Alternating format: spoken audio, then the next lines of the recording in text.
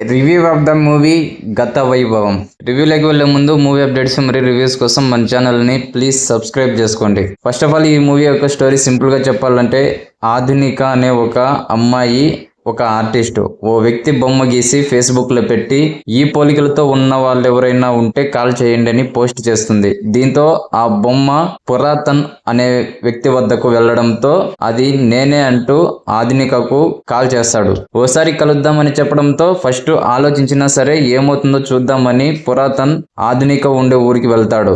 ఆమెని కలిశాక మనిద్దరం జన్మ జన్మల ప్రేమికులం, 2 జన్మల్లో మనం విడిపోయాం, నాకు అన్ని గుర్తున్నాయి అని తమ గత జన్మల ప్రేమ కథలు చెప్తుంది. పురాతన్ నమ్మకుండా తను ఆట పట్టించడానికి ఓ జన్మకథ చెప్తాడు. మరి ఆధునిక చెప్పే జన్మల ప్రేమ కథలు నిజమేనా? పురాతనికి అవి గుర్తొస్తాయా? అసలు ఆధునికకు ఎలా గుర్తొచ్చాయి? ఈ జన్మలో అయినా వీళ్ళు కలుస్తారా? ఇంతకీ ఆధునిక ఎవరు, పురాతన్ ఎవరు అన్నదే ఈ మూవీ యొక్క స్టోరీ. గత జన్మల్లో ప్రేమికులు విడిపోవడం, ఈ జన్మలో కలవడం అనేవి ఆల్రెడీ చాలా సినిమాలు చూసాము. ఇది కూడా అలాంటి స్టోరీనే. ఫస్ట్ హాఫ్ సింపుల్ గా హీరోయిన్ ఓ బొమ్మ గీయడం, హీరో అది చూసి కలవడంతో స్టార్ట్ అవుతుంది. హీరో చెప్పిన ఒక లవ్ స్టోరీ, హీరోయిన్ చెప్పిన ఓ జన్మ లవ్ స్టోరీ చాలా సిల్లీగా, చాలా బోరింగ్ గా ఉంటాయి. ఫస్ట్ హాఫ్ చాలా ఫాస్ట్ గా ఆపేసి సెకండ్ హాఫ్ అయినా మంచి లవ్ స్టోరీ చూపిస్తారేమో అని వెయిటింగ్ చేశా. సెకండ్ హాఫ్ లో మాత్రం ఒక మంచి లవ్ స్టోరీని ఖచ్చితంగా చూపెట్టారు. Almost second half pre climax వరకు బ్రిటిష్ కాలంలోని ఒక విలేజ్ లవ్ స్టోరీని చాలా అందంగా చూపించారు. అండ్ ఎండింగ్ లో కాస్త ఎమోషన్ కూడా వర్కౌట్ అయింది. కానీ ఆ కథలో వచ్చే ట్విస్ట్లో అన్నీ కూడా ప్రెడిక్టబుల్ గానే ఉంటాయి.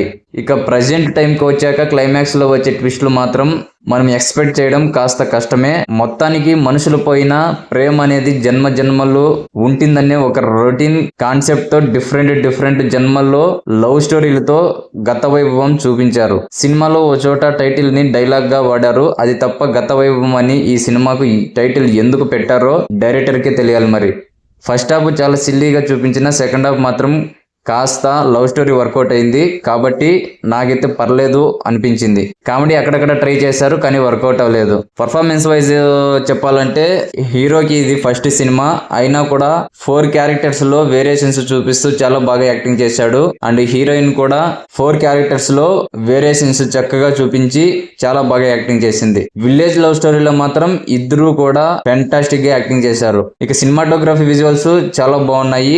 బ్యాక్గ్రౌండ్ మ్యూజిక్, సాంగ్స్ ఎక్కడో విన్న ఫీలింగ్ అయితే వచ్చింది. పైరేట్స్ ఆఫ్ కరేబియన్స్ మ్యూజిక్ ని కాస్త మార్చి వాడుకొని అది ఇన్స్పిరేషన్ అంటూ కౌంటర్ డైలాగ్ కూడా ముందే వేశారు.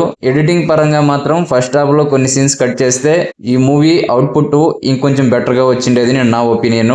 డైరెక్టర్ విడివిడిగా వివిధ కాలాల్లో లవ్ స్టోరీలను రాసుకొని వాటన్నింటినీ కలుపుకొని ఒక స్టోరీగా మార్చి రొటీన్ గాని చూపించాడు.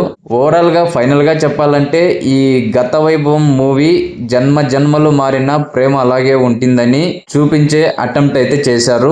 మూవీని చూడొచ్చా లేదా అంటే టైం పాస్ కోసం ఒకసారి ఖచ్చితంగా చూడొచ్చు. మూవీ చూసిన తర్వాత నాకు అనిపించిన నా ఒపీనియన్ ఇది.